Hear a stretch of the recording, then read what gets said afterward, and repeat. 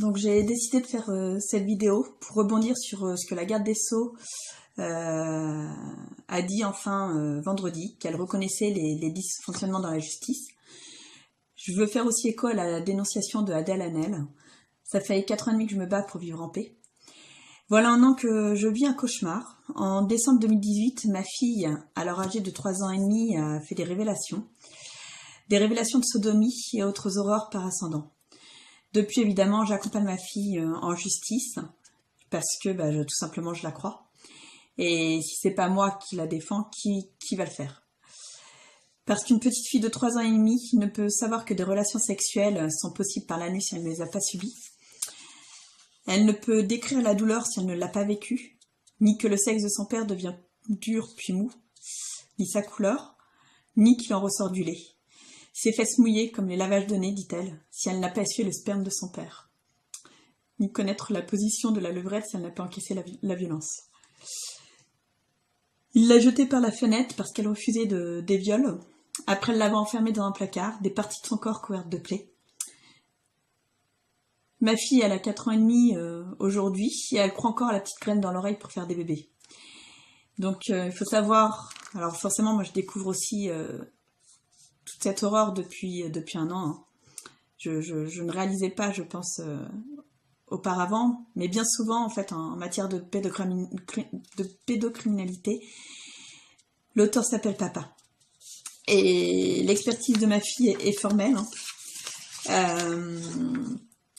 L'expert énonce que l'enfant n'a pu inventer la couleur du sexe marron, pas plus que le fait qu'il puisse tantôt être dur, tantôt être mou, pas plus que n'a pu être inventé par l'enfant qu'elle était mouillée, que le liquide ressemblait à de l'eau et à du lait. Donc l'experte dit bien que la parole de l'enfant doit être prise en considération et elle précise qu'il faut cesser de mettre l'enfant en présence du père. L'expertise UMJ précise que l'hymen est intact, mais il ne peut être éliminé une pénétration anale. Donc il faut savoir que ma fille a révélé le 6 décembre au soir et on m'a envoyé à l'UMJ le 20 décembre. Donc elle en a parlé en salle Mélanie, elle a été filmée pendant 10 minutes, elle en a parlé aussi à l'Union hospitalière de l'enfance en danger qui, eux, ont fait un signalement. Elle a dit qu'ils lui mettaient un doigt à la pépette. Elle répond spontanément, papa n'est pas gentil, il met le doigt à la pépette la nuit.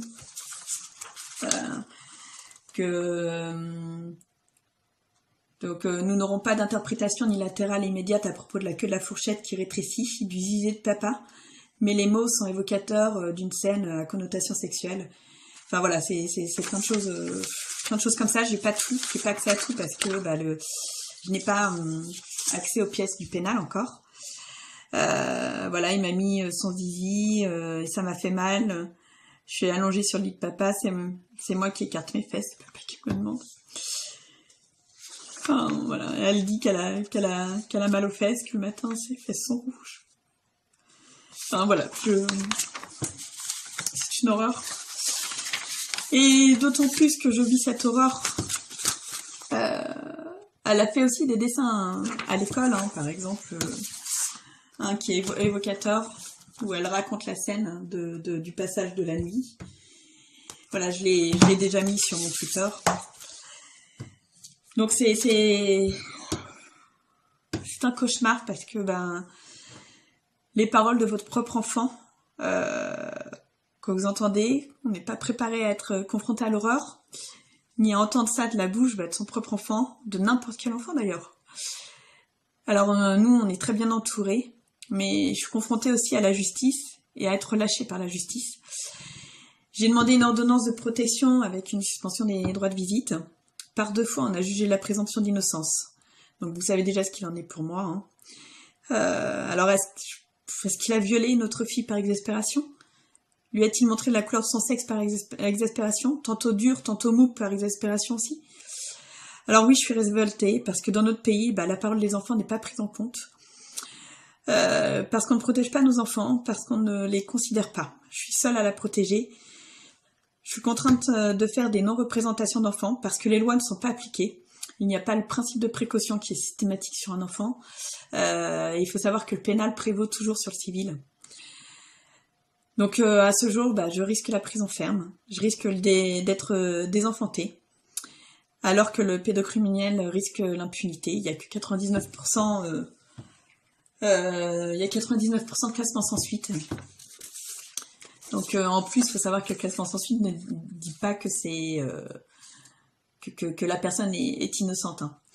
Donc je découvre depuis un an le combat entre la protection de l'enfance et la justice. Parce que, effectivement, je suis aussi menacée de placement de ma fille, alors j'ai toutes les conditions requises pour l'éduquer correctement, pardon. Je dénonce aussi notre agresseur, mais je ne suis pas fragilisée dans mes capacités éducatives par les violences que je subis. Justement, parce que je fais tout pour nous protéger, pour la protéger. Je suis capable d'introduire des repères éducatifs affectifs pour ma fille, des repères sécurisants, de prendre l'initiative d'un soutien thérapeutique pour elle. Il faut savoir aussi qu'en 2018, en juillet 2018, le témoignage de l'un de ses voisins auprès de la protection de l'enfance a ouvert une information préoccupante pour ma fille. Donc, il est dit dedans, sur la fiche de recueil, c'est un appel, c'est pas un appel, pardon, c'est un entretien. Quelqu'un qui s'est présenté, qui a signalé la situation d'une petite fille d'environ 3 ans qui est accueillie un week-end sur 2 et la moitié des vacances scolaires par son père. Elle se prénomme, voilà. La personne relate un événement survenu le dimanche 8 juillet 2018 au soir. L'ex-compagne de monsieur qui n'est pas la mère de l'enfant aurait reçu des coups dans l'appartement et des menaces dans la rue. Le père de l'enfant titubant essayait de rattraper son ex-compagne tout en la menaçant. L'ex-compagne avait du sang sur le visage et l'enfant est témoin de cette scène. Le signalant précise qu'il ne s'agit pas d'un événement isolé. D'après ses dires, monsieur s'alcoolise régulièrement et fume des substances en présence de l'enfant. Monsieur poserait des problèmes dans le voisinage ainsi que des menaces envers les femmes seules dans la résidence. Donc la mère de l'enfant n'est pas connue, donc moi, par le signalant, et n'a pas ses coordonnées. J'ai pu consulter ce rapport-là qui est dans le dossier du juge des enfants, où il est état de violence physique et menace donc de lui sur l'une de ses compagnes, ses ex-compagnes. Événement qui se produirait régulièrement en présence de sa fille, âgée de 3 ans et demi. L'alcoolisation et la consommation de substances illicites de monsieur, ainsi que les problèmes de voisinage, voilà, sont également évoqués. Donc des agressivités, enfin voilà. Donc l'évaluation enfance en danger a été déclenchée le 11 juillet 2018, pardon. Mais c'est moi qui suis menacée de placement de l'enfant. Donc j'ai été menacée le 13 juin. Hein. Un juge des enfants va être saisi et qu'on va estimer qu'elle est en danger et qu'il faut la placer. Donc voilà. Donc rien que cela, ça devrait suffire pour protéger ma fille. Mais non. Toutes les circonstances concordent pour voir la dangerosité du père, que je dénonce depuis le début. Donc après toutes les campagnes de communication, un enfant subit, il parle, il est cru, et par le parent protecteur, et ça impacte plus en enfer que la justice... parce je crois que la justice va agir, parce que j'y crois à la justice à la base. Mais justement parce que je suis parent protecteur, je n'ai aucune chance d'être entendue. Parce qu'en France, on parle encore du SAP, un concept fallacieux que les instances internationales et scientifiques ne reconnaissent pas et qui a été inventé par un pédocriminel, Richard Garner. Alors, comme si je n'étais pas avertie des débats en justice, mais que faire alors ? Comment ne pas croire son enfant qui révèle les viols subis par son père ? Que faire si ce n'est appel à la justice pour protéger sa fille ? Quelle mère serais-je que d'accepter, d'entendre ce que raconte mon enfant sans réagir ? Et ne suis-je pas une mère normale que d'accompagner mon enfant dans sa défense ? Qui d'autre que moi ?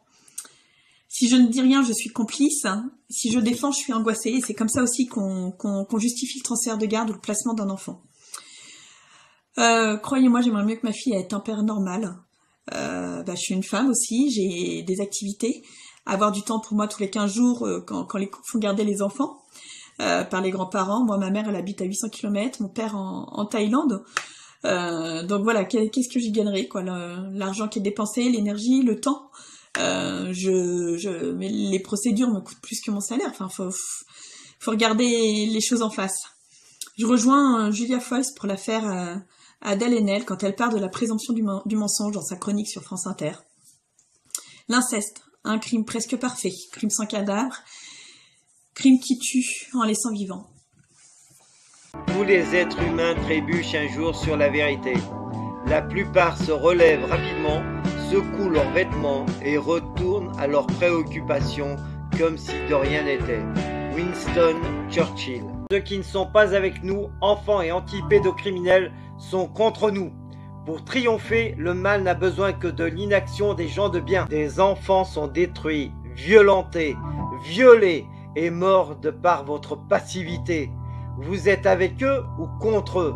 Pour les pédos ou anti-pédos? Les terroristes comme Mera, les frères Kouachi, Nemouche, etc., les délinquants, violeurs d'aujourd'hui, de demain, sont aussi les fruits de la pieuvre via l'aide sociale à l'enfance. Des centaines de milliards d'euros ont alimenté les pédocriminels de l'aide sociale à l'enfance et complices. Et ça continue avec vos impôts. Les audiences concernant des enfants innocents se font dans des huis clos sans public. Les enregistrements vidéo ou sonores y sont interdits. Pourquoi? Les dossiers sont inaccessibles aux enfants ou à leurs parents qui les défendent. Pourquoi cette opacité? Pourquoi cette injustice de la justice pour des enfants innocents qui les pousse à être violés, violentés et à la mort? Les impliqués, magistrats, membres de l'aide sociale à l'enfance, etc. dans les dossiers d'enfants innocents ne veulent pas remplir des attestations sur l'honneur dans l'intérêt des enfants en lesquels ils certifient ne pas transgresser les lois, donc respecter les lois. Pourquoi refusent-ils de confirmer leurs actes? Si la pieuvre agite impunément depuis une quarantaine d'années, cela est dû à l'absence de médiatisation et à la désinformation qui fait que les médias ou politiques qui ont évoqué le sujet parlent de dysfonctionnement de l'aide sociale à l'enfance, soit trouble dans le fonctionnement, ce qui est mensonger. Un dysfonctionnement rénal ou d'appareil est traité et réparé dans les heures, jours qui suivent.